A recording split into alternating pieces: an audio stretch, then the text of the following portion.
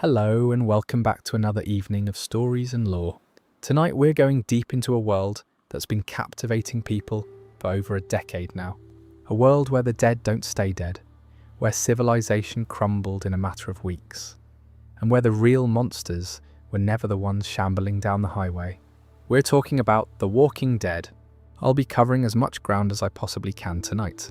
We're going to start with how the virus actually started, which is something the franchise kept secret for over 10 years before finally giving us an answer. Then we'll get into how the world fell apart, the rules of the dead, and how walkers actually function, the terrifying new variants that changed everything in the later seasons, and eventually work our way through every major community, villain, and faction that shaped this universe. There's a lot of ground to cover, and if you're here to fall asleep to the sound of someone geeking out about zombie lore, you've come to the right place. If you enjoy what I do here and want a way to support the channel, consider subscribing down below.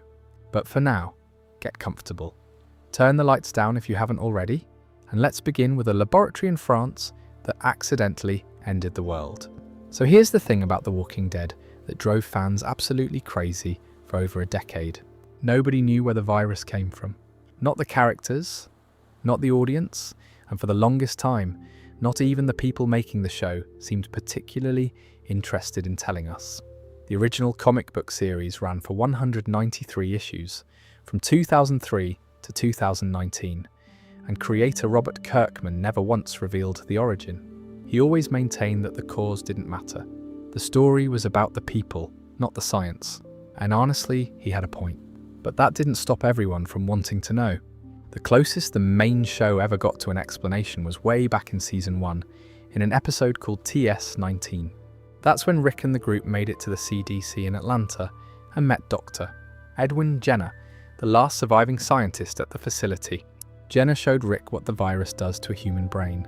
He had brain scans of a test subject, actually his own wife, Dr.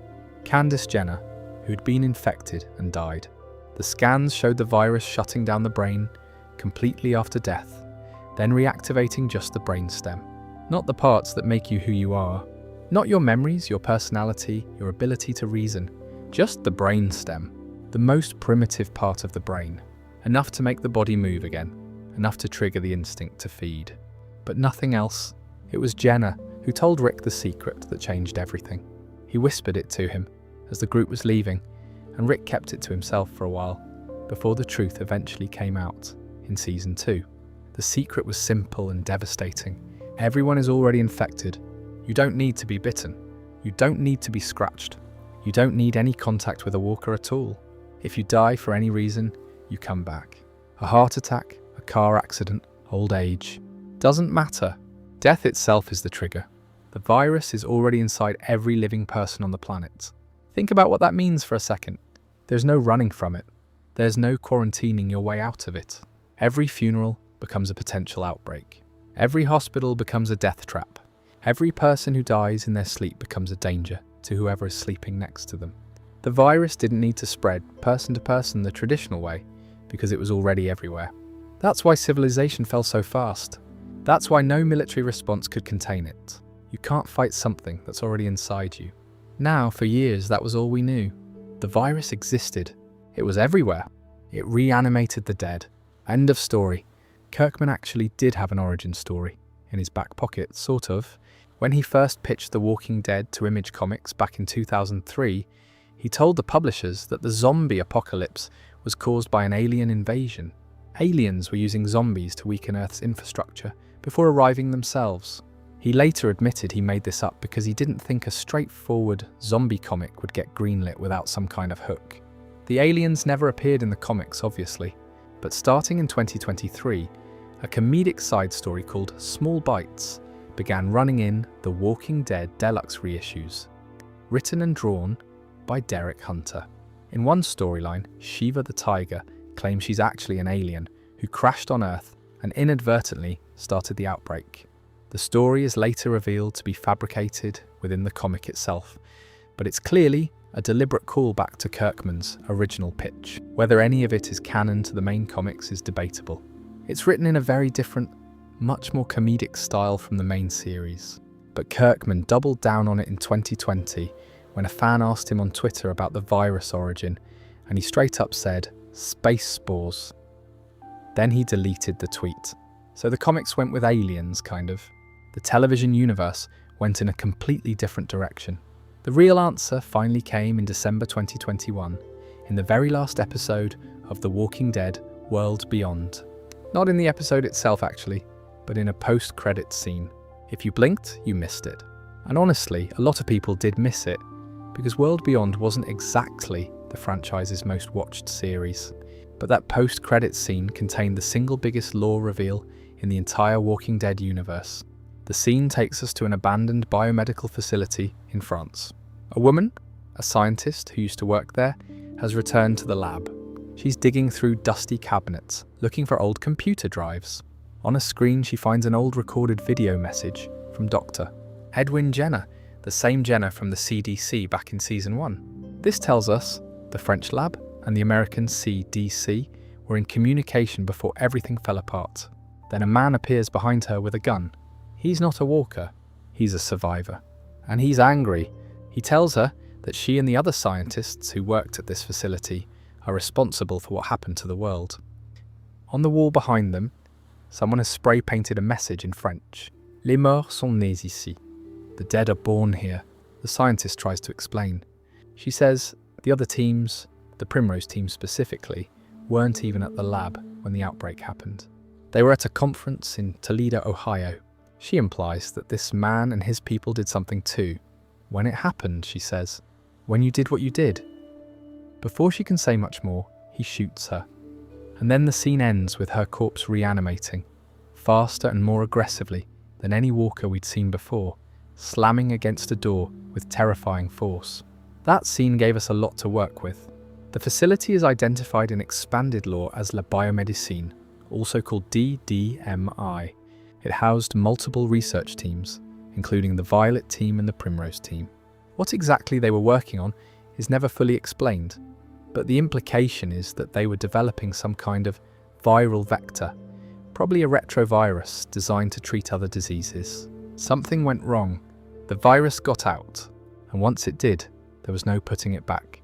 The Primrose team had travelled to a conference in Toledo, Ohio, shortly before the outbreak, which means other countries may have been involved in the research. It wasn't necessarily France alone, but France is where the virus was born. That much is confirmed. The Walking Dead. Daryl Dixon, which takes place almost entirely in France, reinforced this origin. The show includes flashbacks to the earliest days of the outbreak on French soil. It shows the initial chaos, the confusion, and most importantly, it reveals that after the outbreak, French scientists didn't stop experimenting. They kept going.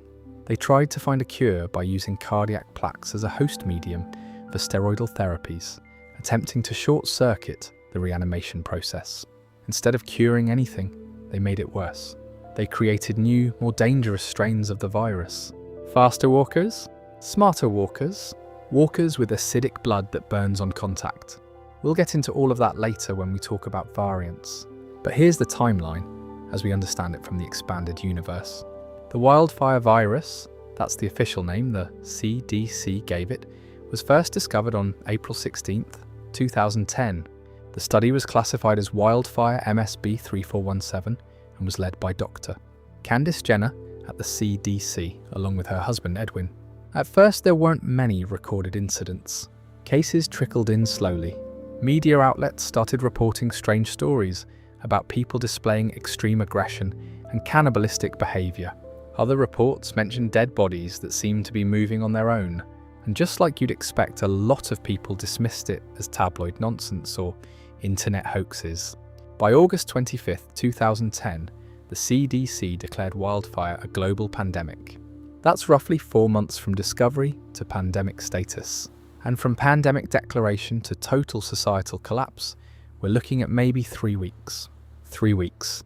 That's all it took for the entire world to fall apart. The reason it moved so fast is that the virus had been spreading silently long before anyone noticed. It transmitted through airborne particles initially. By the time the CDC flagged it, a huge portion of the global population was already carrying it. They just didn't know yet, because the virus doesn't do anything to you while you're alive.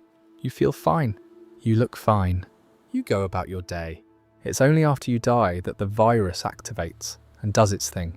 So every natural death, every accident, every murder, every heart failure in every hospital on the planet suddenly became a potential Walker outbreak. Multiply that across billions of people and you can see why no government stood a chance. Before I forget, one more thing about the origin that I think is kind of fascinating. Resurrection times vary wildly. The Walking Dead wiki and various in-universe sources confirm that reanimation can happen in as little as 3 minutes after death. The longest recorded case was 8 hours in Dr. Jenner's test subject, his wife. It took 2 hours, 1 minute and 7 seconds. There's no clear pattern for why it varies so much. It might depend on the individual's biology, the cause of death, or environmental factors. Nobody knows, which, when you think about it, makes it even scarier. You can't predict it. You can't plan for a specific window. Someone dies and you just have to sit there watching, waiting, not knowing if you've got 3 minutes or 8 hours before the body starts moving again. I find it genuinely interesting that Kirkman never wanted to explain any of this. His instinct was always that the mystery was better than the answer. And honestly, for the story he was telling in the comics, I think he was right. The comics were never about the science. But for the expanded television universe, which now spans 7 interconnected shows across multiple continents and over a decade of storytelling, the origin reveal actually opened up new territory. It gave Daryl Dixon a reason to be in France. It explained why the French walkers are different. It connected the CDC from Season 1 to the conspiracy of World Beyond to the experiments in Daryl's series. It turned a mystery into a foundation for new stories. And the franchise timeline is actually pretty well mapped at this point. Day 1 is the outbreak at the French facility. Day 59 is when Rick Grimes wakes up from his coma in that hospital in King County, Georgia. Day 628 is the end of the war with Negan and the Saviors. The story spans well over a decade from Rick's awakening to the events of the final season and the spin-offs. Alright, so that's where the virus came from and what it does. But knowing the science is one thing. Understanding what those first days and weeks actually looked like, how billions of people went from normal Tuesday mornings to the end of everything, that's a whole different kind of story. If you want to understand how fast the world of The Walking Dead actually fell apart, the main show isn't really the place to look. Rick Grimes slept through the whole thing. He went into a coma before it got bad and woke up after it was over. Shane barricaded his hospital room door, grabbed Laurie and Carl, and got out of town. By the time Rick opened his eyes around day 59, the hallways were stacked with bodies the military had come and gone, and the cafeteria doors were chained shut with "Don't open, dead inside" scrawled across them in white paint. One of the most iconic images in the entire franchise, and Rick saw it before he even understood what it meant. The show that actually covers the fall of civilization is Fear the Walking Dead, and it does something really clever. It starts before anyone knows what's happening. The very first episode opens with Nick Clark, a young heroin addict, waking up in an abandoned church that he's been using as a drug den. He stumbles through the building, looking for his girlfriend Gloria. He finds her crouched over a body, eating it. Her face is wrong. Her movements are wrong. Everything about her is wrong. Nick runs. He tells people what he saw, and nobody believes him. His family thinks he was hallucinating. The doctors think he's detoxing. The cops think he's just another junkie making up stories. And that's the first and maybe the most realistic thing Fear the Walking Dead ever did. It showed us that in the real early days, even if you saw a walker with your own eyes, even if you watched someone eating a dead body in front of you, the rational world would find a way to explain it away. Drugs, mental illness, a prank, some kind of performance art gone wrong. People don't believe the impossible until the impossible is eating their neighbour. The show then takes its time with the collapse. The first few episodes are almost painfully slow if you're watching them as a zombie show, but they're brilliant if you're watching them as a disaster movie about denial. Reports start trickling in on the news. Strange incidents, violent attacks, a viral video of a man being shot by police and then standing back up. Social media starts buzzing, but it's mixed in with conspiracy theories and hoax claims. so nobody takes it seriously. The hospitals fill up, the schools close, the police start pulling back, and then very quickly, the military rolls in. This is where Operation Cobalt comes in. In Fear the Walking Dead, we learn that the US military had a plan for when things got bad enough. The military would set up safe zones in major cities, evacuate everyone they could, and then destroy the rest. In the episode titled Cobalt, it's revealed that the military planned to humanely terminate everyone left in the Los Angeles basin and then bomb the area to kill the infected. This wasn't a rogue decision. This was the plan. And LA wasn't the only city. By season 2, we learned that the military went further. All the major coastal cities in North America were destroyed, bombed, every one of them. And it still wasn't enough. You can bomb a city to rubble, but if anyone dies in the rubble, they come back. You can kill 1,000 walkers with an airstrike, but if 50 soldiers die in the operation, that's 50 new walkers behind your own lines. The math of the apocalypse is brutal and unwinnable. Every solution creates more of the problem. The government tried everything you'd expect. FEMA camps were established. Some of these camps would later become communities in the show. The Barrington house that became the Hilltop Colony was originally a FEMA staging area during the initial outbreak.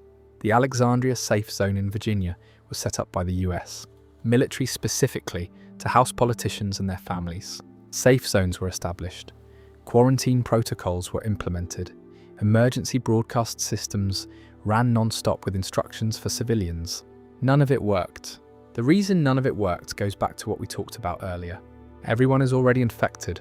You can't quarantine your way out of a virus that's already inside every human being on the planet. Every safe zone, every FEMA camp, every military installation became a ticking time bomb the moment someone inside had a heart attack, or an allergic reaction, or tripped down the stairs. One natural death in a crowded shelter, and suddenly you've got a walker in the middle of hundreds of sleeping refugees. That walker bites 3 people before anyone can react.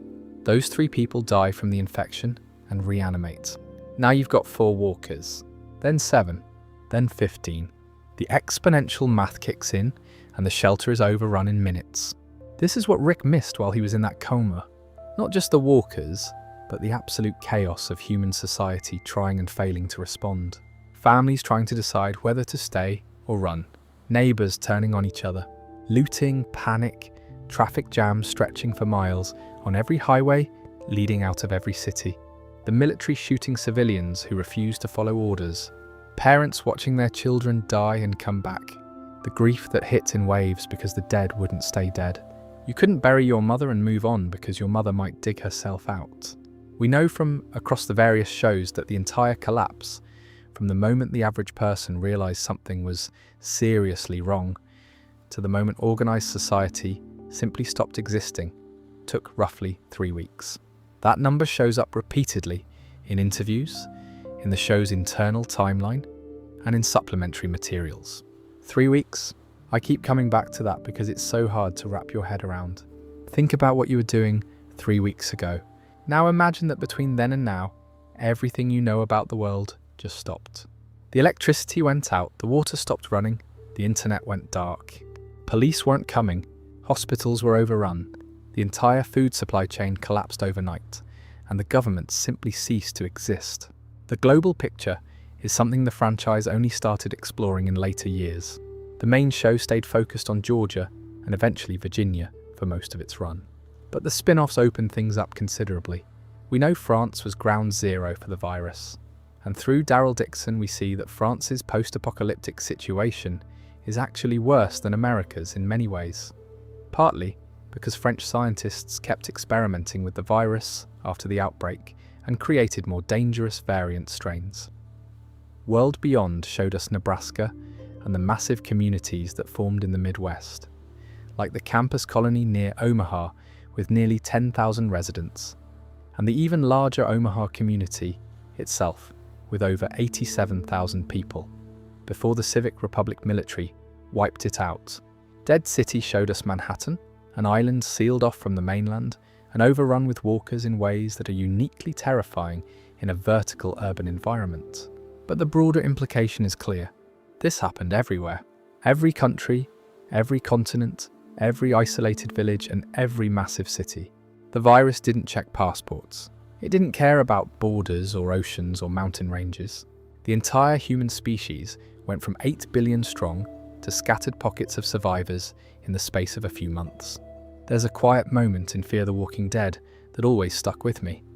One of the characters is standing on the deck of a boat at night, looking at the coastline, and it's just dark.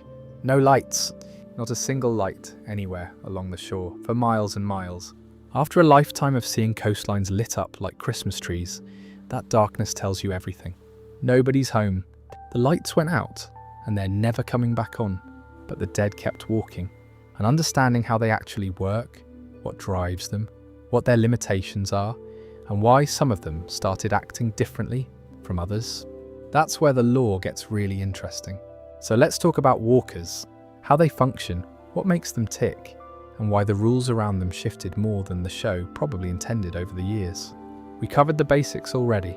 The wildfire virus is dormant in every living person. When you die, it reactivates your brainstem. Not the cortex, not the limbic system, not the parts of the brain responsible for memory, language, emotion, or reasoning. Just the brainstem, the oldest, most primitive part of the brain. The part that handles things like breathing, basic motor function, and primal reflexes. That's why walkers move the way they do. They're not thinking, they're not planning. They don't feel pain, they don't feel fear, and they don't tire. They are, at their most basic, just a reanimated body running on the biological equivalent of autopilot. The only drive they have is to feed. They're attracted to sound, to light, and to movement, because those things indicate living prey. Beyond that, there's nothing going on upstairs. At least, that's how it was supposed to work. Killing a walker is straightforward, at least in theory. You have to destroy the brain.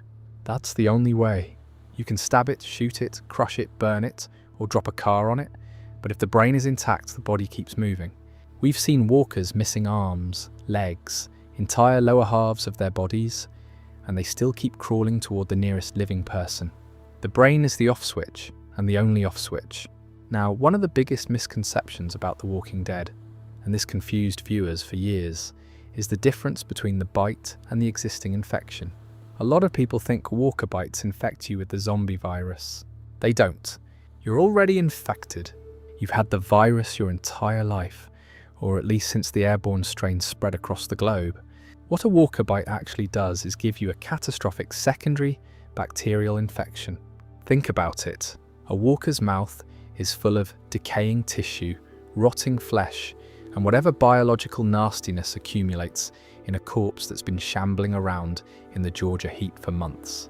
When those bacteria enter your bloodstream through a bite wound, the resulting infection is almost always fatal. And once you die from the infection, the virus you already carry does the rest. This is why amputation sometimes works as a treatment. If someone gets bitten on the hand or forearm and you cut the limb off fast enough, before the bacteria spreads through the bloodstream, you can potentially save the person. Herschel survived this way. So did others throughout the series. It's not the virus they're cutting away, it's the sepsis. The gut camouflage trick is one of the more memorable survival techniques in the show. If you cover yourself in walker guts, the smell masks your living scent and walkers will ignore you. They'll walk right past you like you're one of them. Rick and Glenn figured this out early in season 1 when they needed to move through a herd in Atlanta. It works reliably throughout the series, but it's not without risks. The guts themselves are biologically hazardous. Rick specifically warned the group not to let the guts touch their skin or get in their eyes. Father Gabriel got seriously ill from using the technique in a later season. Eugene theorized the infection Gabriel picked up was either influenza or cryptococcosis, likely airborne from the decomposing material. So it works as a survival tool, but it can also make you very sick. One of the things I love about the franchise's lore is how it distinguishes between different walker behaviors, even among the standard, non-variant walkers. The two main categories are roamers and lurkers. Roamers are what you typically picture when you think of a Walking Dead walker. They wander constantly, moving in whatever direction attracts their attention. Sound is the biggest draw. A single gunshot can pull roamers from miles around. They clump together naturally, following each other, forming herds that can number in the hundreds, or even thousands. Herds are arguably the single most destructive force in the Walking Dead universe. More dangerous than any villain, more dangerous than any variant. A herd of 10,000 roamers moving through an area will overrun any wall, any defense, any fortification ever built on the show. They just keep pushing, piling up against barriers until the barriers break. Lurkers are the other kind, and honestly, they might be scarier in a lot of ways. A lurker stays completely still. It lies on the ground, slumps against a wall, or sits in a chair looking for all the world like a regular dead body. And then you step too close, and it grabs you. The distinction between roamers and lurkers was first discussed by Rick and Dale in the comics, and it shows up in the TV show in various forms. Herschel's barn was full of lurkers. The walker that bit Herschel's leg in the prison was a lurker that had been lying motionless until Herschel literally stepped over it. There's a moment of sickening realization in those scenes where a character discovers that the corpse they just walked past isn't actually done moving. Herds deserve their own conversation because of how critical they are to the show's plot. A herd forms when one roamer follows another, and then another follows those two, and so on. Sound accelerates the process enormously. Something as simple as a car alarm can start a chain reaction that draws walkers from an enormous radius. Once a herd reaches a critical mass, it becomes almost self-sustaining. The noise of thousands of shuffling feet, the collective groaning, the sound of the herd itself attracts even more walkers from the surrounding area. Herds in the show have been used as weapons, as plot devices, and as metaphors for unstoppable forces of nature. The governor directed one toward the prison. The Whisperers walked among them, using Alpha's strategy of guiding herds with walker skin masks to weaponize the dead. Alexandria nearly fell to a herd in Season 6. Time and again, the show reminds us that no matter how clever the survivors get, no matter how fortified their walls become, a large enough herd will always win. Walkers do decompose, by the way. It's slow, much slower than a normal corpse, but it happens. Over the course of the show's decade-plus timeline, you can actually see the visual difference. Early walkers look relatively fresh, with recognizable facial features and intact bodies. By the later seasons, walkers encountered in the wild are skeletal, withered, falling apart. Some are little more than bones held together by dried tendons. These ancient walkers are weaker, slower, and easier to deal with. But new walkers are always being created because people keep dying. A freshly turned walker is faster, stronger, and more dangerous than one that's been roaming for 5 years. That's part of why the early outbreak was so devastating. Those were all fresh turns, fast, strong, and overwhelming in number. Now here's where things get really interesting, and where the show's own continuity gets a little complicated. In Season 1, walkers were noticeably smarter than they were in every subsequent season. Morgan's wife Jenny returned to the house where she'd died and tried to open the front door. She turned the doorknob. She looked through the peephole. A little girl named Summer picked up a teddy bear from under a car. A walker in Atlanta used a rock to smash a department store window. Others climbed fences. These weren't isolated moments. The writers of the first season intentionally made the walkers intelligent. They agreed on it as a creative choice. Then, starting with Season 2, the walkers were dialed back to the slow, unintelligent shamblers we came to know for the next 10 years. The smart walker behaviour just disappeared. It was never explained in universe. The writers simply moved on, and for a long time, that was considered a continuity hiccup, an early season inconsistency that fans learned to forgive and forget, until Season 11 brought them back. The episode is literally called Variant. Aaron's group encounters a walker on the road to Oceanside that is behaving differently from anything they've seen in years.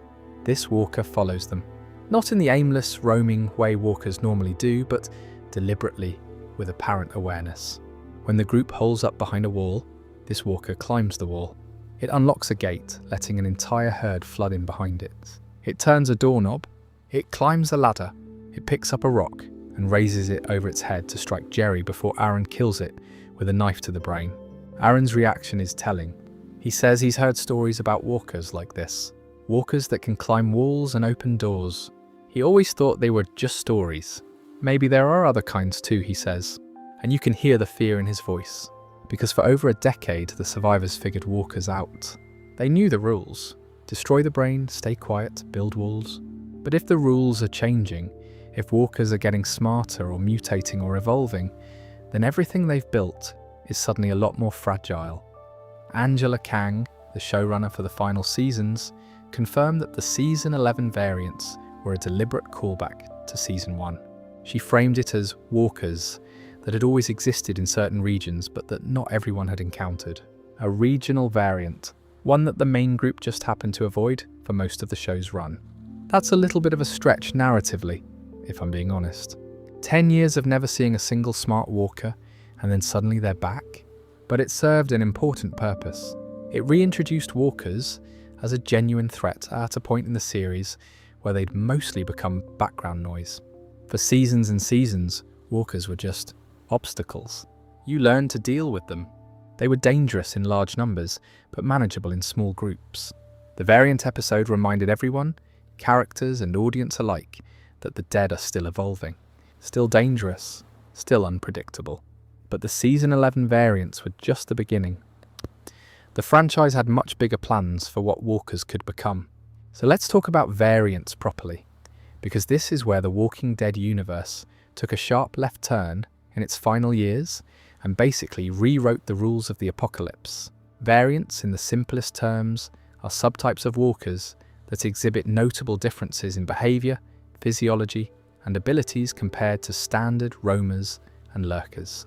They might be faster, stronger, more aggressive, more intelligent, or possess physical characteristics that regular walkers simply don't have. Some of these differences come from mutated strains of the wildfire virus. Others might be caused by environmental factors, and in at least one case they were deliberately manufactured by humans.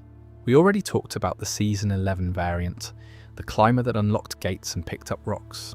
That was our first major reintroduction to the concept. But the post-credits scene of The Walking Dead: World Beyond had actually teased something even scarier months earlier. When the French scientist is shot in that lab and reanimates, she doesn't come back like a normal walker. She comes back fast. She's slamming against a door within seconds of dying, with a ferocity and speed that was genuinely shocking compared to anything we'd seen in 11 seasons of the main show. Her resurrection time was dramatically shorter than normal, probably under a minute, compared to the typical range of 1 to 8 hours. That was our first look at what the French experiments had created, and it was just a taste. The Walking Dead. Daryl Dixon is where variants really took centre stage. From the very first episode, Daryl encounters something no one in America had ever dealt with. He's fighting through a group of walkers, which at this point in the show is basically routine for Daryl Dixon when one of them grabs his arm. And it burns, not metaphorically. The walker's touch literally burns his skin, leaving a wound that needs to be cauterized by the nuns at the Abbey of St. Bernadette later in the episode. These are burners, walkers with acidic blood. Their veins seem to boil visibly beneath their thin, rotting skin. Everything about them is corrosive. Their touch burns flesh. Their blood dissolves organic material. In one of the show's more creative action sequences, Daryl actually uses the body of a dead burner to dissolve overgrown vines that are blocking his and Isabel's escape route. He picks up the corpse and presses it against the vegetation, and the acidic blood eats through it like a chemical solvent. It's disgusting and ingenious at the same time. Burners are not natural, at least not entirely. The show connects their existence directly to the post-outbreak experiments conducted at the French biomedical facility. After the virus escaped and the world collapsed, the scientists at La Biomédecine didn't stop their research. They kept experimenting, trying to find a cure. Their approach involved using cardiac plaques as a host medium for steroidal therapies designed to short-circuit the reanimation process. The idea, as far as we can piece together, was to find a way to prevent the virus from reactivating the brainstem after death. If you could block that mechanism, you could theoretically end the walker threat entirely. Instead of blocking reanimation, they accelerated it, and they created new strains with properties that the original virus never had. The burner variant is one result. The enhanced speed and aggression seen in the World Beyond post-credits walker is another. And these aren't just lab specimens that stayed contained. These variants are out in the world, walking the streets of France alongside regular walkers. One of the characters in Daryl Dixon mentions that burners are just one kind of walker in France. Just one kind, which implies there are other variant types that we haven't even seen yet, or at least haven't been fully catalogued. The show also introduces a villain who takes the variant concept and weaponizes it. Jeanette, the primary antagonist of the Daryl Dixon series, isn't just aware of the variants. She's actively creating more of them. She runs experiments where she injects walkers with lab-created serums designed to enhance their capabilities. Some of the results are unpredictable. In one scene, she tests a serum on walkers in a fighting pit, and the results are inconsistent. One walker's head explodes. Another attacks a fellow walker instead of Daryl. The science isn't reliable, but Jeanette doesn't care about reliability. She cares about power. She's using the variants as biological weapons in her political and military campaign to take control of France. Releasing burners and enhanced walkers into territories controlled by her enemies, like the Union of Hope, is basically her version of carpet bombing. Then there's the Walker King from Dead City, which is probably the most visually disturbing variant in the entire franchise. In the New York City sewer system, where conditions are dark, wet, and enclosed, multiple lurker walkers became fused together over time into a massive superorganism. Think of a rat king, that phenomenon where rats' tails get tangled together and they form this horrible, writhing mass. Now picture that with human corpses. The main walker body hosts several other walkers within and around it, creating this grotesque mass of limbs and teeth and rotting flesh that Maggie has to fight in the sewers of Manhattan. It's the kind of thing that reminds you this franchise started as a horror story, even if it became a political drama along the way. There's also the work of Dr. Chauncey Everett from Tales of the Walking Dead, which is a really underappreciated piece of lore. Everett is a naturalist, played by Anthony Edwards, who studies walker behaviour the way a marine biologist might study shark migration patterns. He classifies them as Homo mortuus and tracks their movements, behaviour, and what he calls their psychology through a massive research zone called the Dead Sector, a 40-foot deep, 200-metre wide man-made trench spanning hundreds of miles across Alabama, Georgia, and Florida.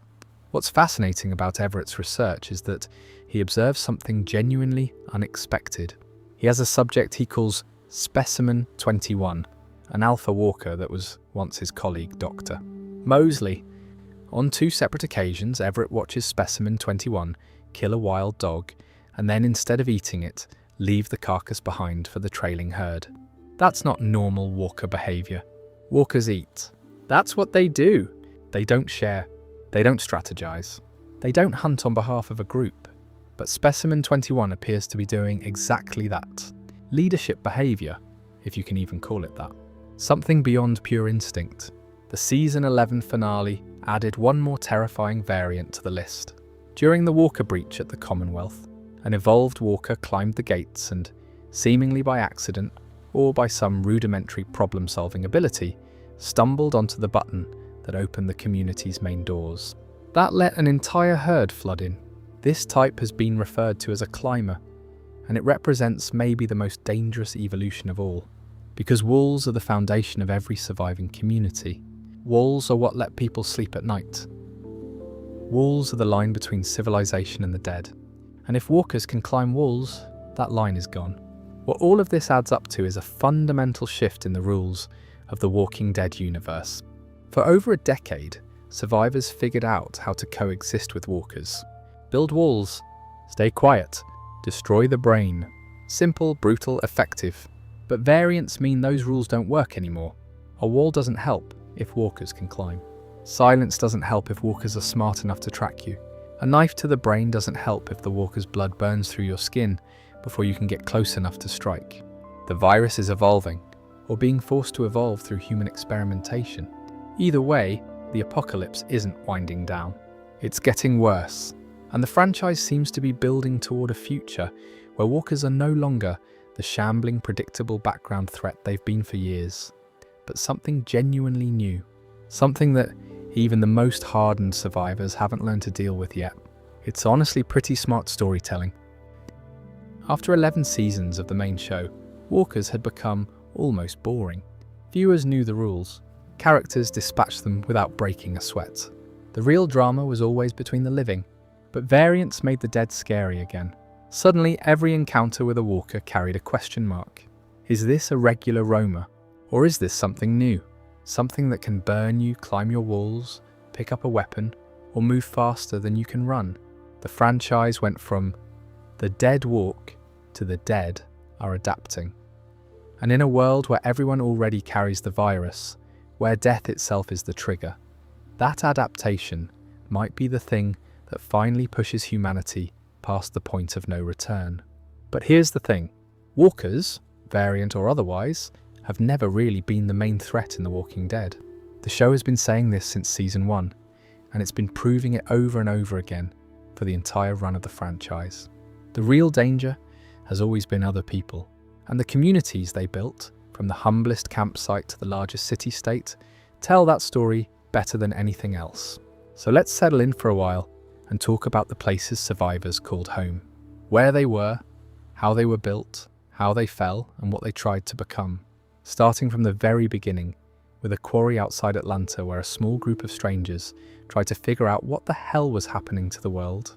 The very first community Rick Grimes ever encountered wasn't really a community at all. It was a campsite, a handful of tents set up in a quarry outside Atlanta, surrounded by nothing but open ground and prayer. Shane Walsh had led a small group of survivors there during the first weeks of the outbreak, including Rick's wife Laurie and their son Carl. Other people trickled in. Dale with his RV, Andrea and Amy, Glenn, who had been running supply missions into Atlanta because he was the fastest and the bravest, or maybe just the most reckless. T-Dog, Jackie, the Morales family, Ed and Carol Pelletier and their daughter Sophia, a few others, just ordinary people who found each other at the end of the world and decided that being scared together was better than being scared alone. There was nothing around the quarry camp. Not a wall, not a fence, not a single piece of fortification. They had a few guns, some canned food, a fishing hole, and a fire pit. Shane made the decisions because Shane was the one who seemed to know what he was doing. He was a cop. He carried himself with authority. And in the earliest days of the apocalypse, authority was the most valuable currency there was. People didn't want to think. They wanted someone else to think for them. Shane filled that role. The quarry camp lasted until the walkers found it. That's the thing about early settlements in The Walking Dead. They were temporary by nature. No walls meant no warning. The group lost Amy, Ed, and several others in a single night attack. It was the first time the show demonstrated something it would hammer home for 11 seasons. If you can't defend the perimeter, you don't have a community. You have a campfire waiting to go out. After Atlanta fell apart for them, and the CDC literally exploded, Rick's group ended up at Herschel Green's farm. And the farm is one of the most important locations in the entire franchise.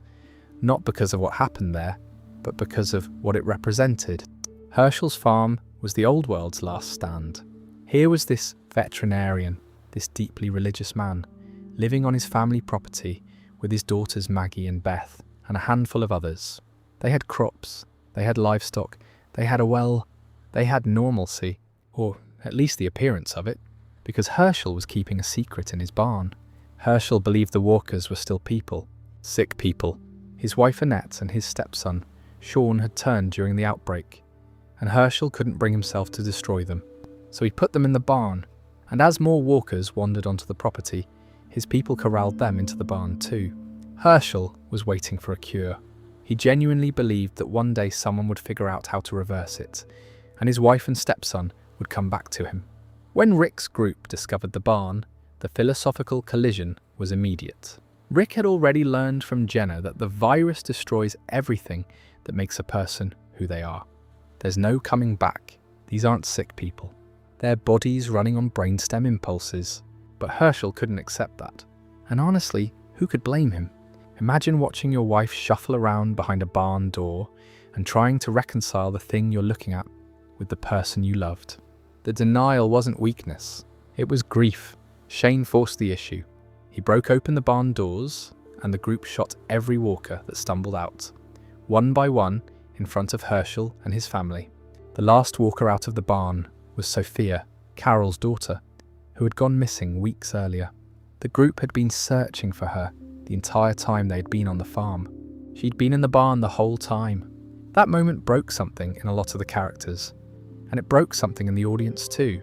The barn scene is one of the most devastating things the show ever did, and it happened because two fundamentally different understandings of the apocalypse couldn't coexist in the same space. Herschel's worldview, the old world's compassion and hope, died in that doorway alongside the walkers. What replaced it was Rick's worldview. Harder, colder, more realistic, unnecessary. The farm eventually fell too. A herd of walkers, drawn by a gunshot, overran the property. Herschel's barn burned. The group scattered and fled. Another temporary home gone. Then came the prison, and this is where the show really started exploring what it means to build something lasting. The West Georgia Correctional Facility was, on paper, a perfect post-apocalyptic home. High fences topped with razor wire, guard towers with clear sightlines, thick concrete walls, multiple cell blocks. A cafeteria, an infirmary. It was built to keep people in, and that made it equally good at keeping walkers out. Rick's group spent Season 3 clearing the prison block by block, room by room. They turned cell block C into living quarters. They planted crops in the yard between the fences. Herschel, who had lost his leg to a walker bite and survived thanks to a quick amputation, became the group's moral centre and unofficial doctor. There's something almost beautiful about the image of Herschel tending tomato plants in the prison yard, leaning on his crutch, the guard towers rising behind him. It was a reminder that people can make a home out of anything if they're determined enough. But the prison also taught the group that walls aren't enough. A flu-like illness swept through the population and killed several people, who then reanimated inside the cell blocks. The virus inside the walls was almost harder to deal with than the walkers outside. And then the governor showed up. Woodbury. We should talk about Woodbury, because it was the first real town the show introduced, and it set the template for how The Walking Dead would portray communities for the rest of its run. Woodbury looked idyllic from the outside. The governor, whose real name was Philip Blake, had established a walled town in a small Georgia community. Streets were clean. People had jobs. There were cookouts and social events. The governor even organised arena fights, where captive walkers were brought out on chains and people fought around them for entertainment, like gladiatorial games for the end of the world. He presented himself as a benevolent leader, a protector, a man who had built something worth protecting. Behind the facade, the governor was deeply, profoundly unhinged. He kept an aquarium full of severed walker heads in his apartment. He kept his reanimated daughter Penny chained up and brushed her hair. He tortured and killed people who threatened his authority. He sent Merle Dixon to hunt down and kill people from Rick's group. And when he couldn't control or absorb Rick's community, he drove a tank through the prison fence and destroyed it. The governor's assault on the prison is one of the show's most devastating episodes. He captured Herschel and Michonne, brought them to the fence as hostages, and when negotiations broke down, he decapitated Herschel with Michonne's katana in front of both communities. The prison fell. The group scattered. People died.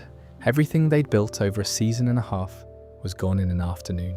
What Woodbury taught us, and what the show would keep teaching, is that a charismatic leader with a vision can build something impressive.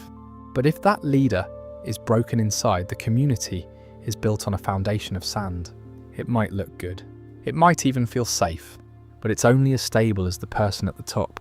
After the prison fell, the survivors spent time on the road, scattered and desperate, which eventually led several of them to Terminus. And Terminus is one of the most unsettling places in the entire franchise.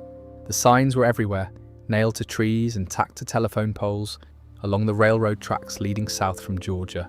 Terminus. Sanctuary for all. Community for all. Those who arrive, survive. Simple, welcoming, hopeful. Exactly what desperate, exhausted, starving survivors needed to see. Follow the tracks. Come to Terminus. You'll be safe. Terminus was a trap. The people running Terminus, led by a man named Gareth, were cannibals. They lured survivors in with the promise of safety, imprisoned them, and ate them. The place had originally been a legitimate sanctuary. Gareth and his people had built it with good intentions, but they were overrun by a group of marauders who took over, brutalized the residents, and occupied the community for weeks. When Gareth's group eventually fought back and reclaimed Terminus, they were changed. Broken. They decided that in this new world, you were either the cattle or the butcher. So they became butchers.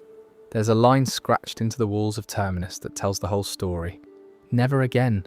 Never trust. We first always. Trauma turned victims into predators, and the show presented it without easy moral judgment. What happened to Gareth's people was genuinely horrific. Their response was monstrous. Both things were true at the same time. Rick's group was captured and nearly killed at Terminus. They were lined up at a trough in what was essentially a slaughterhouse, about to have their throats cut and bled out like livestock. Carol, operating alone on the outside, single-handedly destroyed the facility by causing an explosion that breached the walls and let a herd of walkers flood in. It remains one of the most impressive individual acts in the show's history. One more early location worth mentioning before we move on: Grady Memorial Hospital in Atlanta.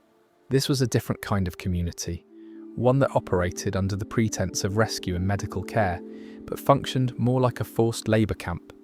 Officer Dawn Lerner and a small group of police officers had fortified the hospital during the outbreak.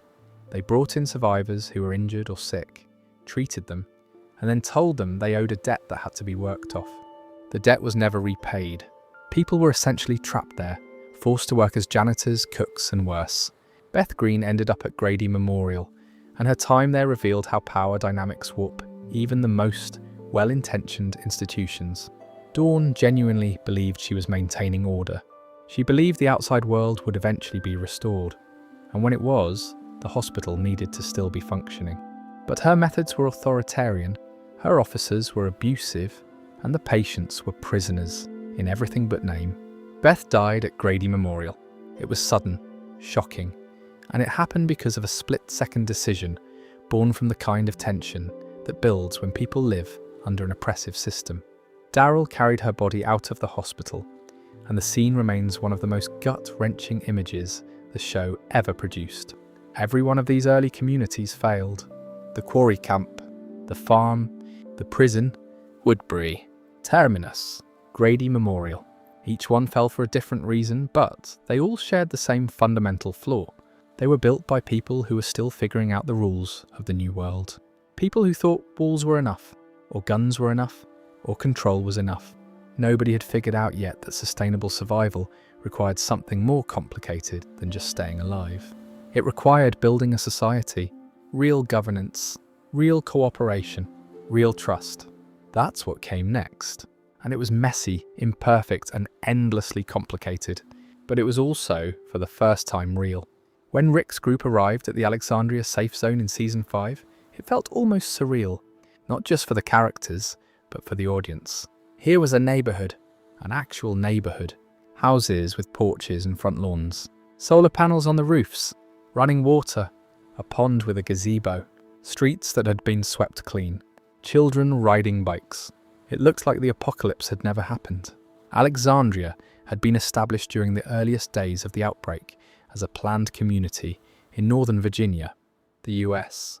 Military had designated it as a safe zone for government officials and their families, which meant it was one of the few places in the country that received proper fortification before society completely collapsed. The walls were massive steel panels, originally intended for a highway sound barrier project that Reg Monroe, the community's architect, had repurposed into a perimeter. Reg was married to Deanna Monroe, a former Ohio congresswoman who became Alexandria's leader after the military abandoned the zone. Deanna ran Alexandria like a town council. She filmed intake interviews with new arrivals. She assigned jobs based on people's skills. She had a sustainability plan, an expansion plan, and a genuine vision for the community as a seed for rebuilding civilization. The problem was that Deanna and her people had been sheltered for too long. They'd survived the apocalypse behind walls, which meant they had almost no experience with the violence and brutality of the outside world. They didn't know how to fight. They didn't know how to kill. They were, as Rick's group quickly realized, soft. Rick saw Alexandria's potential and its vulnerability simultaneously. He told Deanna that his people were needed because they'd been out there. They knew what the world was like now, and if the Alexandrians didn't learn to be harder, they wouldn't survive. What followed was one of the show's most interesting arcs, watching a group of traumatized, violence-hardened survivors try to integrate into a community of sheltered civilians. Rick almost broke the place before he saved it. Alexandria survived the wolves' attack, barely. It survived a massive herd breach in Season 6, barely. It survived Negan's occupation, barely. It survived the Whisperers, barely. It was attacked, burned, flooded, and nearly abandoned more times than any other location in the franchise. And yet by the series finale, Alexandria was still standing. Smaller, rougher, and humbler than it had been, but standing. Aaron and Gabriel were leading it. The community had become part of the larger Commonwealth Alliance. It endured because, despite everything, the people there kept choosing to rebuild. The Hilltop Colony is one of the most interesting communities in the lore because of how organic its development was. The Barrington House was originally a living history museum, a colonial-era mansion that served as a tourist attraction in Culpeper, Virginia. During the outbreak, it became a FEMA staging area. After the government fell, survivors who had gathered there turned it into a permanent settlement. The location was genuinely clever. The house sat on top of a large hill, giving residents a natural vantage point in every direction. You could see walkers coming from miles away. The surrounding fields were perfect for farming. The community built wooden walls around the hilltop and established a blacksmith forge to produce weapons and tools. At its peak, Hilltop had a thriving agricultural economy and was the primary food producer for the entire region. But Hilltop's early leadership was a disaster. Gregory, the community's original leader, was a coward, a politician in the worst sense of the word. He capitulated to every threat, traded away his community's resources to avoid conflict, and resented anyone who showed more backbone than he did. When the Saviors came demanding tribute, Gregory simply paid. When Rick's group proposed fighting back, Gregory secretly tried to have Maggie killed to avoid rocking the boat. Maggie eventually took over Hilltop, and under her leadership, it became the backbone of the resistance against the Saviors. It was Maggie who transformed Hilltop from a frightened settlement that paid protection money into a community willing to fight. She organized the defenses, rallied the people, and after the war with the Saviors ended, she hanged Gregory for attempted murder. Which sounds harsh, and it was, but it also sent a clear message about what kind of leader she was going to be. Jesus, whose real name was Paul Rovia, deserves a mention here, because he was the scout who first connected the major communities. He was the one who told Rick's group about Hilltop, who established contact between Alexandria and the kingdom, and who helped build the alliance that eventually defeated the Saviors. He was also one of the show's most skilled fighters, and his death at the hands of a whisperer disguised as a walker was the first time anyone realized that the masked people walking among the dead were a new kind of threat entirely. Hilltop was eventually burned by the Whisperers during their campaign of terror in Season 10, but Maggie rebuilt. In Dead City, we learn that she established a new community called the Bricks in the New York/New Jersey area. And one of the spin-off's threads involves her trying to trade with the residents of Manhattan to secure grain for her people. Even after everything, Maggie kept building. The kingdom was the strangest community in the Walking Dead universe, and I mean that in the best possible way. When Morgan and Carol first arrived there in Season 7, they found a community built around a former elementary school in the Virginia countryside. The school had been converted into a fortified settlement, with gardens, livestock, and a community theatre where residents performed plays and held meetings. And at the centre of it all was Ezekiel. King Ezekiel, a former zookeeper who spoke in theatrical, almost Shakespearean cadences, carried himself with regal authority and was accompanied everywhere by a full-grown Bengal tiger named Shiva that he'd rescued from the zoo during the outbreak. Ezekiel was, by his own admission, a fraud. Before the apocalypse, he'd been a community theatre actor and a zookeeper. He adopted the king persona because people needed something to believe in. They needed a leader who felt larger than life, someone who made the apocalypse feel less hopeless. And it worked. The kingdom was one of the happiest communities in the entire franchise. People smiled there. They had a choir, they held festivals. Ezekiel created hope through performance, and the performance became real because people invested in it. "I'm just some guy," Ezekiel told Carol when she confronted him about the act. But he was wrong. He was a guy who understood something fundamental about human nature. People don't just need food and walls. They need meaning. They need ritual. They need something that makes waking up in the morning feel worthwhile. Shiva, by the way, died saving Ezekiel during a battle with the Saviors. She leapt into a group of walkers that had Ezekiel surrounded and was overwhelmed. It remains one of the most emotional animal deaths in television history, which is saying something. The kingdom eventually fell. The buildings deteriorated, the pipes burst, and the community couldn't sustain itself structurally. The residents relocated to Hilltop and then to Alexandria. But Ezekiel's story had a satisfying conclusion.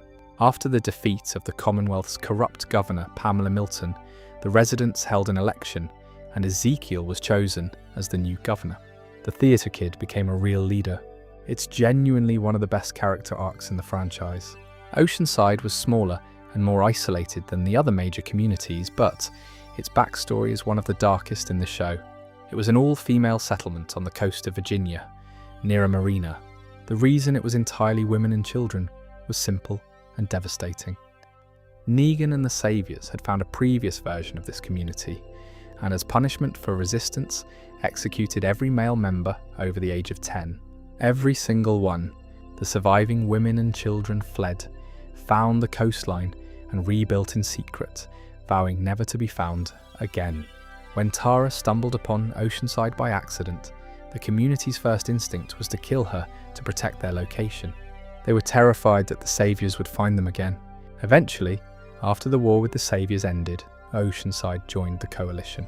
But that history, the mass execution of their husbands and fathers and brothers and sons, coloured everything about how the community operated. They were cautious, distrustful, and fiercely independent. The coalition itself was something the franchise had been building toward for seasons. Alexandria, Hilltop, the Kingdom, and Oceanside, 4 communities with different cultures, different leaders, and different approaches to survival, choosing to unite. First against the Saviors, then against the Whisperers, and eventually as a loose network of allied settlements that traded resources, shared intelligence, and defended each other. It wasn't smooth. Trade disputes, communication breakdowns, philosophical disagreements about justice and governance. Maggie couldn't forgive Negan even after he helped defeat the Whisperers. The kingdom's fall strained resources for everyone. Oceanside resisted full integration for a long time, but the coalition held, more or less, through 2 major wars and several internal crises. The show's final major community was the Commonwealth, and it was unlike anything the franchise had shown before. With approximately 50,000 residents spread across a network of settlements in Ohio, the Commonwealth was the largest organised community the main show ever depicted. It had shops and restaurants and bakeries. It had a sports stadium where ice cream was served. It had stormtrooper-looking soldiers in white armour. It had a functioning class system, a bureaucracy, and a governor named Pamela Milton, who ran things like a pre-apocalypse politician. The Commonwealth's central idea was reconstruction, not just surviving but recreating the world as it was. And on the surface, it was impressive. People had jobs. Kids went to school. There was something approaching normal life. But underneath the veneer, the Commonwealth was deeply corrupt. Social status was assigned based on what job you held before the apocalypse. Doctors and lawyers lived in nice houses. Manual labourers lived in worker camps. The class system was baked in from the beginning, and Pamela Milton had no interest in changing it. Her deputy, Lance Hornsby, was even worse. He manipulated, plotted, and killed to consolidate power, and he did it all while smiling and shaking hands. The revolution that eventually toppled Pamela's government came from within and without. Rick's people, the Hilltop, and Commonwealth citizens who were tired of the inequality all played a role. Pamela was removed from power, and in the series finale, Ezekiel was elected as the new governor. bringing his particular brand of theatrical, empathetic leadership to the largest community in the region. The Commonwealth represented the show's final statement about community building. You can rebuild civilization. You can have shops and schools and ice cream stadiums. But if you rebuild the same inequality, the same corruption, the same power structures that existed before, you haven't actually built anything new. You've just recreated the old world's problems with a fence around them. I think the communities are my favourite part of The Walking Dead's lore, honestly. Not the walkers, not the action, not even the villains. The communities, because they represent this endlessly fascinating experiment in political philosophy. How do you govern in extremis? What kind of society do you build when there are no pre-existing institutions, no constitution, no precedent? Every community tried a different answer. Dictatorship, theocracy, democracy, communism, monarchy, martial law. Some worked for a while, some failed immediately, and the ones that lasted the longest were the ones that figured out how to balance safety with freedom, authority with compassion, and pragmatism with hope. It's easy to dismiss The Walking Dead as a zombie show, but at its core, it was always a show about governance. And that's honestly kind of remarkable for something on basic cable. But for every community trying to build something worth living in, there was someone willing to tear it apart, or take it over, or burn it to the ground because they could. The Walking Dead has one of the deepest villain rosters in television history, and almost none of them are simple. So let's talk about the people who made the apocalypse even worse than it already was. Philip Blake, the governor, was the franchise's first truly great villain, and in a lot of ways, he set the mold for everyone who came after.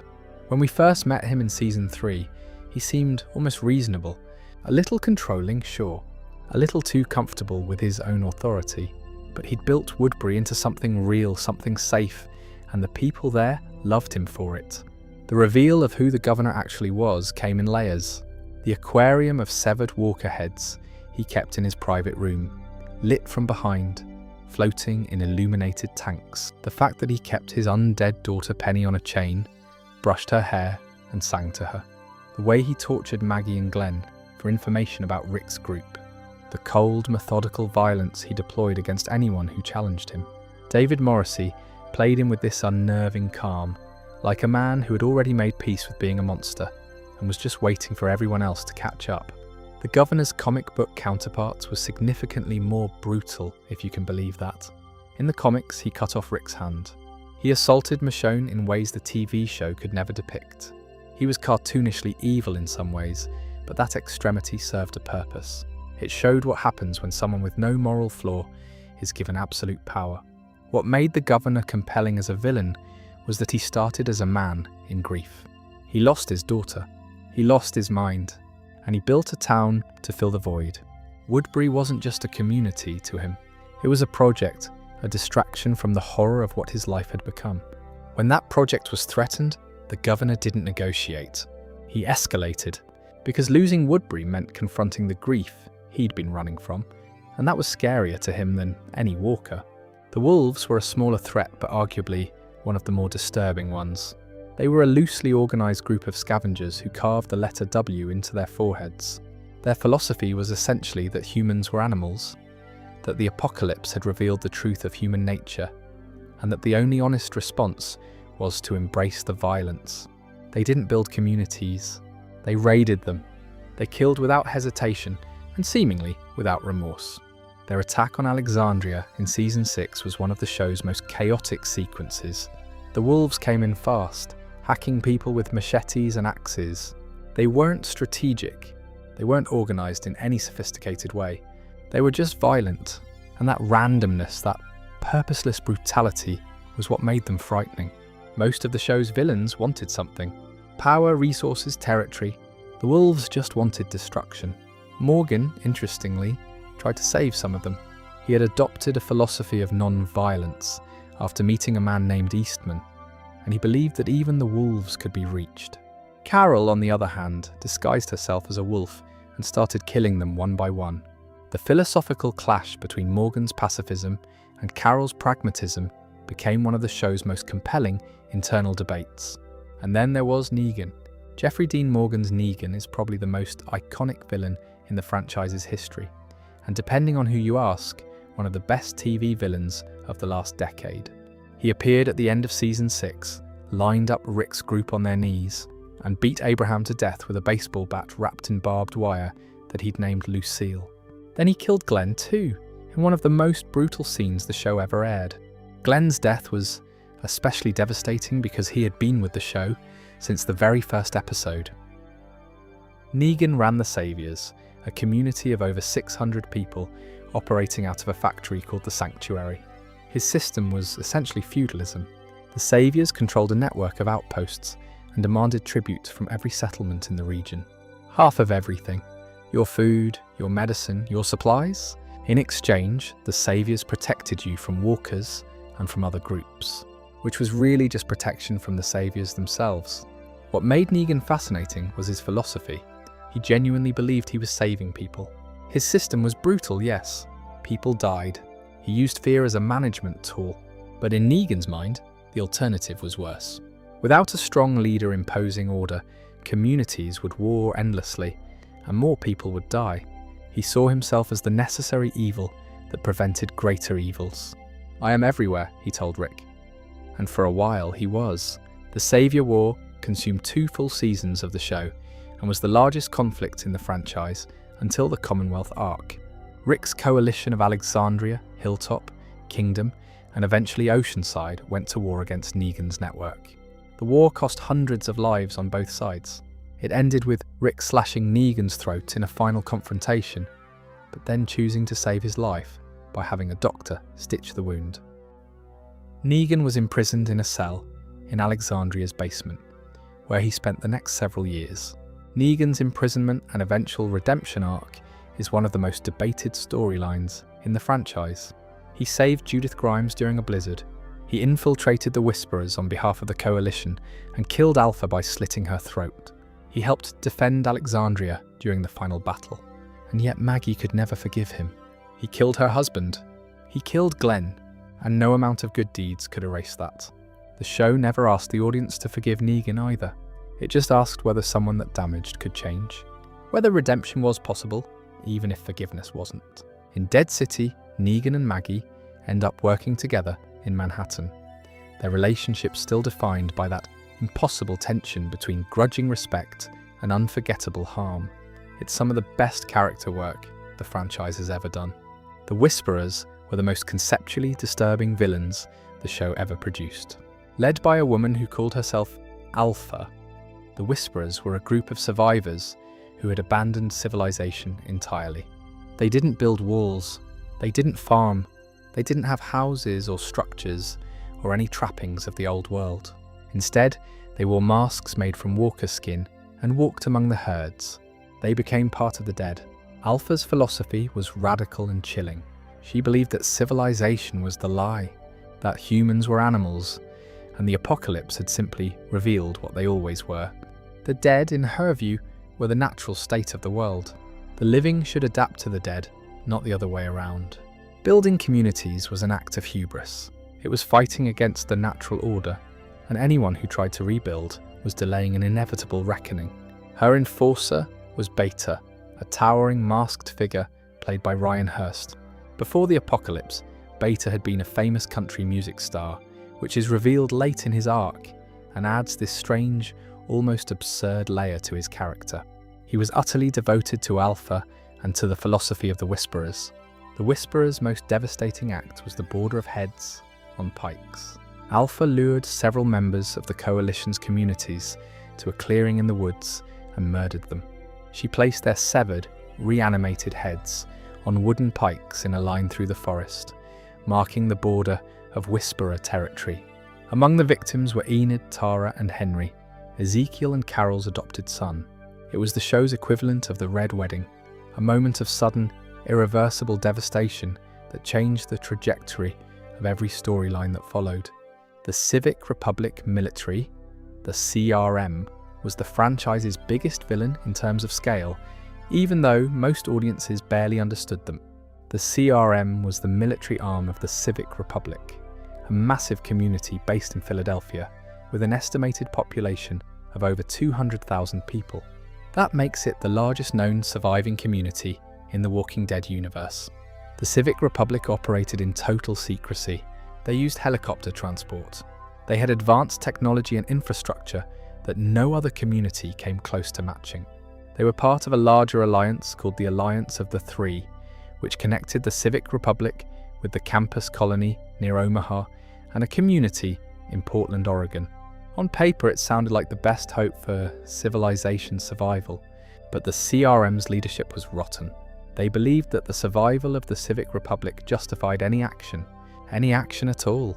When the campus colony and the broader Omaha community, with a combined population of nearly 100,000 people, were deemed a potential security risk, the CRM destroyed them, wiped them out. Nearly 100,000 people killed by the organization that was supposed to protect them. It was the single largest act of violence by a human faction in the entire franchise. The CRM also abducted Rick Grimes. After his apparent death on the bridge in Season 9, Rick was actually picked up by a CRM helicopter and taken to their facility, where he was held for years. Rick and Michonne's story in The Ones Who Live revolves around finding each other again and dismantling the corrupt CRM leadership from the inside. General Beale, the CRM's commander, had a plan called the Echelon Briefing that essentially involved using the CRM's military power to become the sole surviving authority on the continent, regardless of the cost. Rick and Michonne stopped him, but the existence of the CRM raised uncomfortable questions that the franchise never fully resolved. Is a community of 200,000 people, with the resources and infrastructure to potentially rebuild civilization, worth protecting at any cost? Where is the line between protecting your people and becoming the monster? The CRM crossed that line so far that they couldn't see it in the rearview mirror. But the question itself is genuinely difficult. Janet, the primary villain of Daryl Dixon, brought the threat of human villainy to an international stage. Operating in post-apocalyptic France, she positioned herself as a populist revolutionary, but her methods were horrifying. She experimented on walkers, injecting them with serums designed to enhance their aggression, speed and resilience. She used these weaponized variants as tools of war, releasing them into territories controlled by rival factions like the Union of Hope. What made Jeanette particularly dangerous was her charisma. She framed her campaign as liberation. She told the French people that she was fighting for them, against the old institutions that had failed them. Sound familiar? The Walking Dead's best villains always believe their own narrative. They always think they're the hero of the story, and that's what makes them so much more frightening than a simple monster. The thing I keep coming back to with all of these villains is that not one of them started out wanting to be a villain. The governor was a grieving father. Negan was a man who lost his wife to cancer and then lost the world. Alpha was a traumatized survivor who concluded that feeling nothing was better than feeling everything. The CRM's leaders genuinely believed they were humanity's last hope. Even Gareth at Terminus was a victim before he was a predator. The apocalypse didn't create these people. It revealed what they were capable of becoming under enough pressure. And that's the scariest part of The Walking Dead's whole mythology. Not the walkers, not the variants, the knowledge that any of us, given enough desperation, might become something we wouldn't recognize. All right, everything we've talked about so far has been mostly centered on America. Georgia, Virginia, Ohio, New York. But the Walking Dead universe is much bigger than that. And what's happening on the other side of the ocean is just as fascinating, and in some ways, much worse. We've already touched on France being ground zero for the wildfire virus, but the Daryl Dixon series gave us our first sustained look at what post-apocalyptic Europe actually looks like. And it's different from America in ways that are both fascinating and deeply unsettling. France in the Walking Dead universe is in worse shape than the United States, which is saying something, given what we've seen in America. The reason goes back to what we discussed earlier. After the initial outbreak, French scientists at La Biomedicina didn't stop their research. While the rest of the world was just trying to survive, they kept experimenting with the virus, trying to develop a cure using cardiac plaques as a host medium for steroidal therapies. The intention was noble: end the reanimation process, save humanity. The The result was the opposite. Instead of curing the virus, they created mutated strains that produced variant walkers. Faster, stronger, and in the case of the burners, chemically dangerous in ways that regular walkers never were. These variants spread throughout France, mixing with the standard walker population. So when Daryl washes ashore on the French coast, he's entering a world where the baseline walker threat is significantly higher than anything he dealt with back in Georgia or Virginia. The French landscape also looks different. The architecture, obviously. Stone buildings, medieval structures, churches and abbeys that have stood for centuries.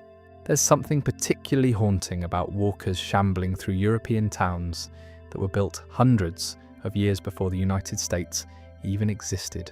The contrast between ancient beauty and modern horror gives Daryl Dixon a visual identity that's completely distinct from the main show. The Abbey of St. Bernadette became a central location in the series.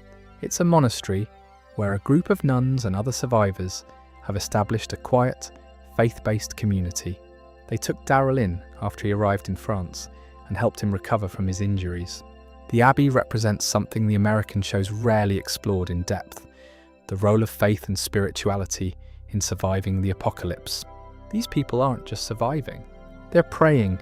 They believe the virus and the walkers are part of a divine plan, and that belief gives them something that most survivor communities lack: peace. The Union of Hope is another French faction, a resistance movement fighting against Janet's authoritarian regime.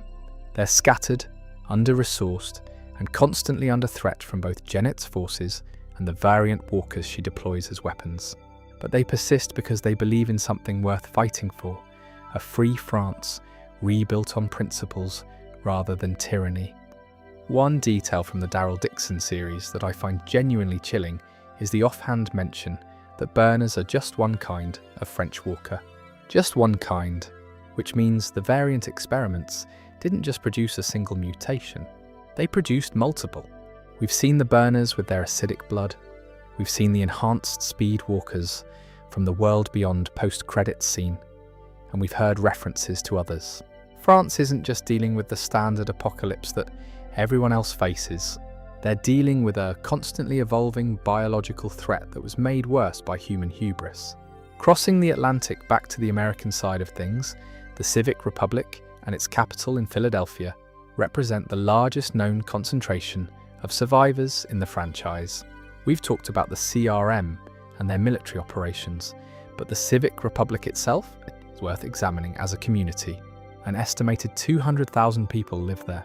To put that in perspective, Alexandria at its peak had maybe 200 residents.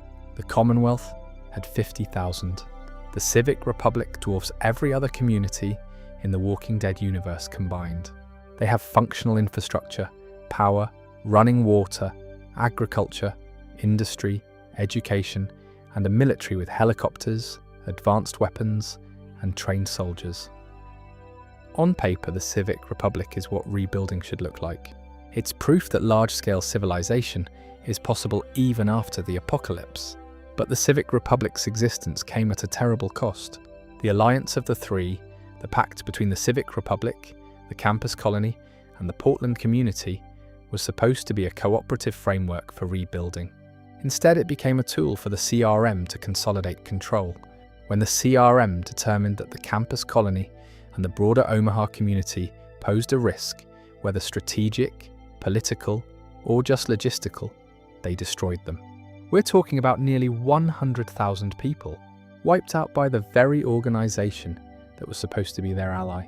The campus colony, which was the primary setting of The Walking Dead, World Beyond, was located near Omaha, Nebraska. It had roughly 10,000 residents and was one of the most successful independent communities in the franchise. The show followed a group of teenagers from the campus colony, kids who had grown up almost entirely within its walls and had never really faced the outside world. They called walkers empties, which tells you something about how normalized the threat had become for them. Walkers weren't terrifying monsters. They were just empty, a nuisance. Part of the background, the destruction of Omaha and the campus colony was the CRM's greatest crime, and the franchise's most devastating event in terms of sheer numbers. The details were never shown on screen in their full horror, but the implications were clear. The CRM used their military resources to eliminate nearly 100,000 people because those people represented a potential challenge to civic republic authority. Rick and Michonne's story in The Ones Who Live brought the CRM arc to a close. Rick had been held by the CRM for years after his bridge explosion. In season 9 of the main show, he'd been given a new identity and put to work. Michonne, who never stopped looking for him, eventually found her way to the Civic Republic. Together, they exposed the CRM's corruption and dismantled the military leadership. General Beale was stopped. The Civic Republic itself survived because 200,000 innocent people shouldn't suffer for their leaders' crimes. But the authoritarian military apparatus that controlled it was broken. New York City, as depicted in Dead City, presented an entirely unique post-apocalyptic environment. Manhattan is an island, connected to the mainland by bridges and tunnels. In the Walking Dead universe, those connections were severed during the outbreak. The bridges were destroyed or blocked, the tunnels flooded or collapsed. Manhattan became a sealed environment, an island of the dead, with walkers trapped inside by geography. What that means is that Manhattan has one of the highest walker densities of any location in the franchise. The island's vertical architecture compounds the problem. Walkers are in the streets, in the buildings, in the subways, on the rooftops. They're stacked on top of each other, in stairwells. They've piled up against doors and windows in skyscrapers, creating walls of rotting flesh that block entire corridors. The Walker King in the sewers, that fused mass of corpses we talked about earlier, is almost a natural product of this environment. When you have that many walkers in an enclosed space with no way to disperse, they start compressing together. Maggie and Negan ventured into Manhattan because Maggie's son, Herschel, had been kidnapped by a man called the Croat, a former savior lieutenant who had established his own twisted community inside the city. The Croat operated out of a fortified arena and ran what amounted to a feudal kingdom within the ruins. Getting in and out of Manhattan alive was nearly impossible, which is what made the Croat's territory so effective as a stronghold. The walkers were his moat. What I find really interesting about how the franchise expanded geographically is how each location reflects a different facet of the apocalypse. Georgia and Virginia showed us the early survival phase and the community building phase. Ohio's Commonwealth showed us the attempt to recreate pre-apocalyptic society. Nebraska showed us the fragility of even the largest settlements. France showed us what happens when humans make the apocalypse worse through arrogance. And New York showed us what happens when a dense urban environment becomes a permanent tomb. Every region developed its own survival strategies, its own terminology, its own culture. The Walking Dead universe isn't one apocalypse. It's thousands of simultaneous overlapping apocalypses, each shaped by local geography, local leadership, and local luck.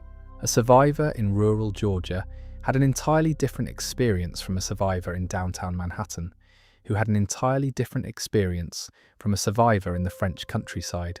Same virus, same walkers, completely different worlds. And all of this, every show, every community, every villain, every variant, all of it started with a comic book. A black and white monthly comic that Robert Kirkman pitched to Image Comics in 2003 with a fake alien subplot because he didn't think anyone would publish a straight zombie story. The Walking Dead comic series ran for 193 issues, from October 2003 to July 2019. It was written by Robert Kirkman for the entire run and illustrated initially by Tony Moore for the first 6 issues before Charlie Adlard took over and drew the remaining 187. It was published in black and white, which gave it a stark, gritty visual identity that the show could never quite replicate, even at its darkest. Kirkman ended the series on his own terms. There were no sales drops, no publisher mandates. He simply decided the story was done. The final issue, number 193, jumped forward decades into the future and showed an adult Carl Grimes, now a father himself, reading a picture book about his dad to his young daughter Andrea. Named after Andrea, who in the comics was Rick's long-term partner and one of the series' most important characters. The world had been rebuilt. Walkers were largely under control. And Rick Grimes was a legend, a historical figure whose story was taught to children. It's a hopeful ending, surprisingly hopeful, for a series that spent 192 issues putting its characters through unimaginable suffering. And it's completely different from how the show ended, which is one of the fascinating things about comparing the two versions. Rick Grimes in the comics survived far longer than anyone expected. He made it through the war with the Saviors, the Whisperer conflict, and the Commonwealth arc. His death came not in battle, not from a walker, but from an assassination. Sebastian Milton, Pamela Milton's spoiled, entitled son, shot Rick in his bed at the Commonwealth because Rick represented a threat to the Milton family's power. Rick died, reanimated, and Carl put him down. Then, in a final act of leadership, Carl used his father's reanimated body as a symbol to unite the Commonwealth's citizens against the Milton regime. He showed them Rick shambling and mindless, and told them that this is what happens to everyone, even heroes. The dead don't discriminate. In the TV show, Rick never died. He was written off the show in Season 9 via the bridge explosion, but was actually rescued by the CRM helicopter. His story continued in The Ones Who Live, where he and Michonne reunited and eventually returned home. It's a fundamentally different ending for the character. The comics gave Rick a martyr's death that served the story's themes. The show kept Rick alive because, well, he's Rick Grimes and they had more stories to tell with him. The differences between the comics and the show go far beyond Rick's fate, though. Some characters who are central to the comics were sidelined or killed much earlier on the show. Andrea is the biggest example.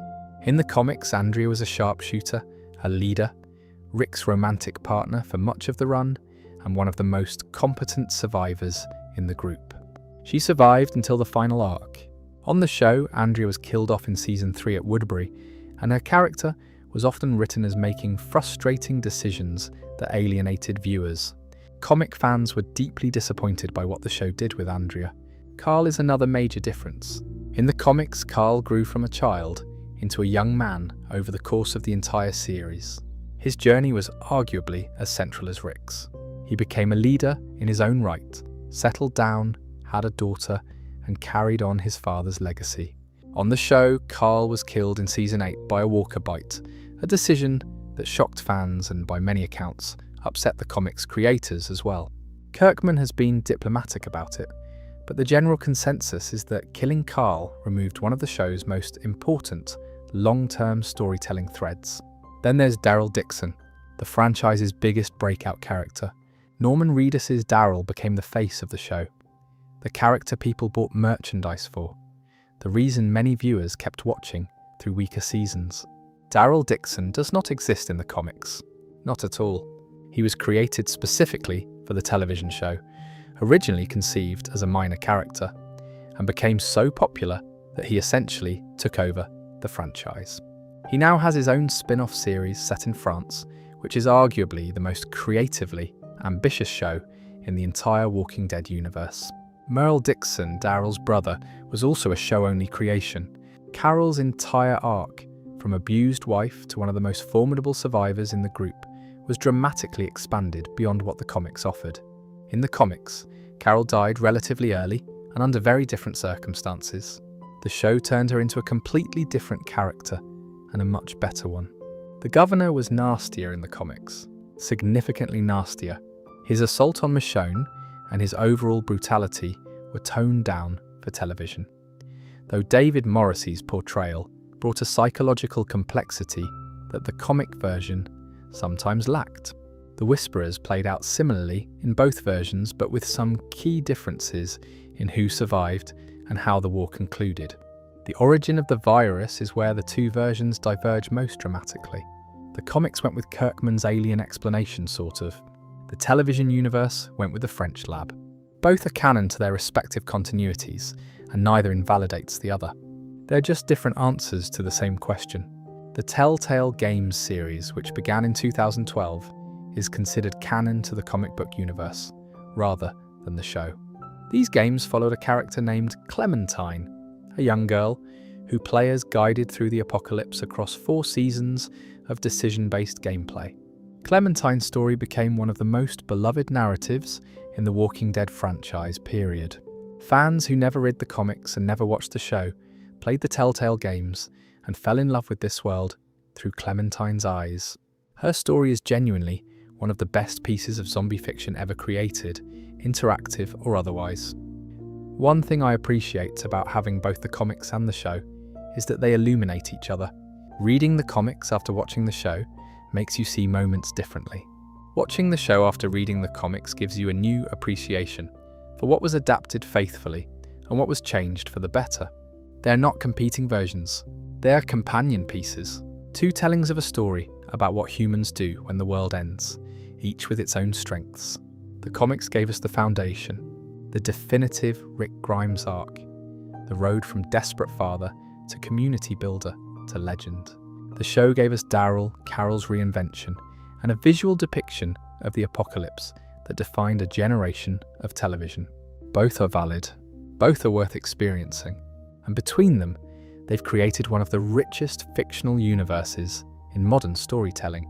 Alright, we're getting close to the end now, but before we wrap up, I want to share some deep-cut details, fun facts, and little pieces of Walking Dead lore that even fans who've watched every episode might not know about. So let's start with one of the most iconic images in the entire franchise. The doors at the hospital where Rick wakes up. The ones with "Don't Open Dead Inside" painted on them in white letters. Here's what's interesting about those doors. The words are split across two panels, so it reads "Don't Open" on the left door and "Dead Inside" on the right door. But if you read it by columns instead of rows, which is how your eye naturally scans it, it says "Don't Dead Open Inside." That accidental alternate reading became one of the biggest memes in the show's history and spawned an entire subreddit dedicated to poorly designed signs that read differently than intended. It's one of those beautiful accidents where a production choice became more famous as a meme than as the dramatic moment it was meant to be. The franchise's internal timeline is actually remarkably detailed for a show that sometimes plays fast and loose with continuity. Day 1 is the outbreak at the French facility. Day 59 is when Rick wakes up from his coma. That means Rick missed nearly 2 months of the collapse. 2 months of chaos, military responses, failed evacuations, and the complete dissolution of organised society. He went to sleep in a world with hospitals and traffic and paychecks, and woke up in a world where the dead walk and the living hide. Day 628 is when the war with the Saviours ends. That puts the entire Negan conflict roughly a year and a half after Rick woke up. Think about that. Everything from the quarry camp to the farm, to the prison, to Terminus, to Alexandria, to Negan, all of that happened in about 18 months. The passage of time in the show's early seasons was much faster than it felt while watching. After the time jump in season 9, the show skipped forward about 6 years. And by the final season, the total elapsed time from Rick's awakening to the series finale was over a decade. The spin-off shows extend the timeline even further, with Daryl Dixon and Dead City taking place years after the main show's conclusion. Walker aging is a detail that the show handled surprisingly well over its run. In the early seasons, walkers looked relatively alive. They had recognizable faces, intact skin, full sets of teeth. They were slow, but physically intact enough to be dangerous in close quarters. By the later seasons, walkers encountered in the wilderness were often skeletal, withered, and falling apart. Their skin had dried to leather. Their eyes were sunken or gone entirely. Some could barely walk. You could push them over, and they'd crumble. This tracks with real decomposition science, at least loosely. A body in the open will skeletonize in a few years depending on climate and conditions. The Walking Dead's walkers decompose much more slowly than real corpses because the virus is still active in their tissue, somehow preserving them enough to keep moving. But they do break down, and the implication is fascinating. If you could somehow prevent any new deaths for long enough, the walker problem would eventually solve itself. The existing walkers would decompose to the point of immobility, and without new deaths creating fresh turns, the threat would just age out. Of course, people keep dying, so there are always fresh walkers entering the ecosystem. But it's an interesting hypothetical. Michonne's walker pets deserve their own mention because they're one of the most creative survival tools in the franchise. When we first meet Michonne in the comics and the show, she's leading 2 walkers on chains. They have no arms and no jaws. They can't grab her and they can't bite her. And because she's travelling with walkers, other walkers don't register her as prey. The scent of the dead masks the scent of the living. It's basically a mobile version of the gut camouflage trick, except it's permanent and you don't have to smear yourself in intestines every time you go outside. The identity of those walkers is devastating. They were her boyfriend Mike and his best friend Terry.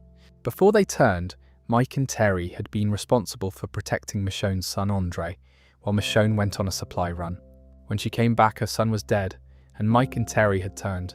Instead of putting them down, Michonne took their arms and jaws and kept them as tools. Companions, reminders, punishments. It's one of the most psychologically complex character introductions in the franchise, and it tells you everything about who Michonne is before she says a single word. Herschel's barn is a moment that every Walking Dead fan remembers, but the details around it are worth revisiting. Herschel kept walkers in the barn because he believed the infection was a disease, not a death sentence. His wife Annette and his stepson Sean were in there. He was waiting for a cure. Every walker that wandered onto the farm was corralled into the barn, and Otis, one of Herschel's farmhands, would regularly wrangle them. The barn held roughly 24 walkers by the time Rick's group discovered it, and the very last walker to stumble out after Shane broke the doors open was Sophia Pelletier, Carol's daughter, the girl the group had been searching for since she went missing in the Season 2 premiere. She had been in that barn the entire time. The musical score for The Walking Dead, composed by Bear McCreary, is genuinely one of the best television soundtracks of its era. McCreary brought banjos, hurdy-gurdies, and unconventional instruments to create something that sounded both southern and otherworldly. The main theme evolved over the seasons, growing from a simple, eerie guitar piece into something more orchestral and emotional. By the final seasons, the music had shifted from horror to something almost spiritual, reflecting the show's own evolution from a survival story to a meditation on community and legacy. Here's a fun production detail. The real-world town of Senoia, Georgia, stood in for the Alexandria safe zone during filming. The show actually built the wall around a real residential street in Senoia, and for years the wall stayed up between filming seasons. Residents could walk past their local houses and see the massive steel panels that were protecting Alexandria from the dead. Some of the houses used for interior shots were real homes that the production team rented from locales. The town leaned into it, hosting Walking Dead tours and themed events. It became a tourist destination because of the show, which is a pretty good deal for a small Georgia town. The prison used for exterior shots was the Georgia Department of Corrections Meriwether County Correctional Institution, which had been closed before filming began. Herschel's farm was a real farm in Senoia, owned by a family that allowed the production to use the land. When the show burned the barn, they burned a replica, not the original structure. Robert Kirkman's pitch lie to Image Comics is one of my favourite pieces of franchise trivia. When he submitted his proposal for The Walking Dead in 2003, he included a subplot about aliens being responsible for the zombie outbreak. He did this because he genuinely believed that Image Comics wouldn't publish a straightforward zombie survival story. He thought they needed a science fiction hook to say yes. The aliens were supposed to arrive later in the series, using the zombies as a softening up force before their invasion. Image said yes, and Kirkman promptly dropped the alien angle entirely. He never wrote it. He never intended to write it. He just needed it to get through the door.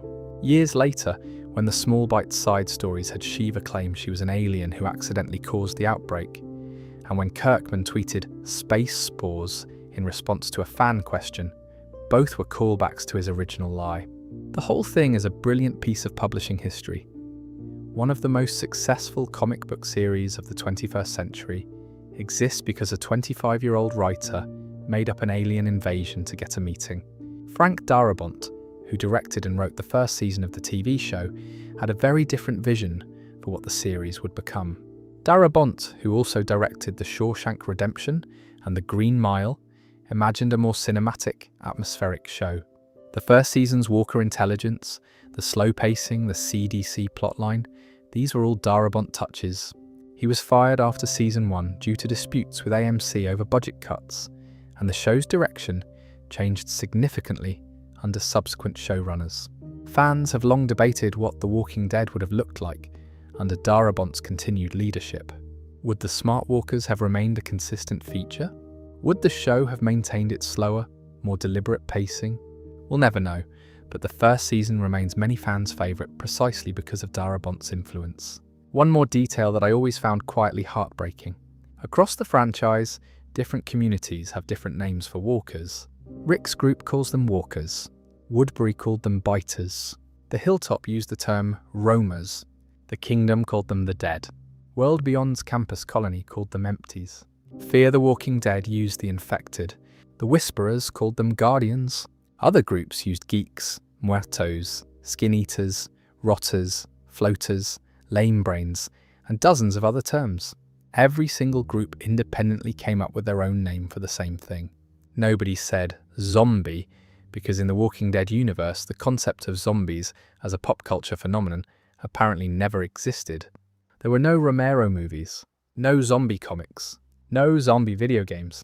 When the dead started walking, nobody had a frame of reference for it. No one could say, oh, like in the movies. They had to name it themselves. And every pocket of survivors, every tiny group huddled behind whatever walls they could find, invented their own word for the thing that ended their world. There's something profoundly human about that. Even in the worst circumstances imaginable, people create language. They name their fears. They organize the chaos through vocabulary. It's a small detail, but it says more about the human spirit than 100 inspirational speeches. And with that, I think we've covered just about everything I wanted to share tonight. We started in a laboratory in France where something went very, very wrong. We watched civilization fall in 3 weeks. We learned how walkers work, how they're evolving, and why the rules keep changing. We walked through every major community from the quarry camp to the Commonwealth, every villain from the governor to the CRM, and every corner of the world the franchise has explored. We compared the comics to the show, and we dug into the kind of deep-cut details that only come from spending way too much time on wiki pages at 2 in the morning. There's so much more I could have covered. The Telltale games deserve their own full deep dive. Individual character arcs like Carol's transformation or Morgan's philosophy could fill entire videos. The science of the virus, the weapons, the survival strategies, the real-world locations, the behind-the-scenes stories. This franchise has been building its lore for over 20 years now, and it's still going. If you enjoyed this and you want me to do a deep dive on any specific corner of the Walking Dead universe, let me know in the comments. And if you're still awake, which honestly would be impressive at this point, consider subscribing so you don't miss the next one. Thank you for spending your evening with me. Whether you're falling asleep right now, or you somehow made it all the way through with your eyes open, I appreciate you being here. Until next time, stay safe out there, and sweet dreams.